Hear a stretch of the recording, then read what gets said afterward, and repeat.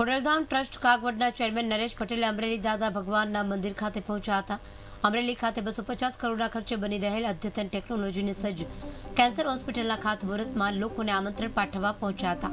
રાજ્યના નાયબ મુખ્ય દંડક કૌશિકભાઈ વેકરિયા, પૂર્વ વિપક્ષ નેતા પરેશ ધાનાણી, પૂર્વ મુખ્યમંત્રી આનંદીબેન પટેલના પુત્રી અનારબેન પટેલ તેમજ મોટી સંખ્યામાં લોકો ઉપસ્થિત રહ્યા હતા.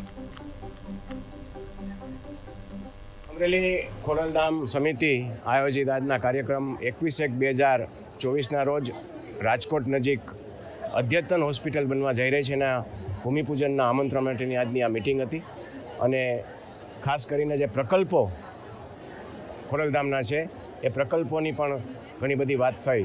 આ હોસ્પિટલ અદ્યતન 200 બેડેડ 250 કરોડના ખર્ચે બનવા જઈ રહી છે, ત્યારે ભૂમિદાન એક સમાજના નાના ભાઈ આપી શકે ને એનું ફીલ થાય કે આમાં પણ અમારું યોગદાન છે, એ માટે ભૂમિદાનની પણ અપીલ થઈ છે.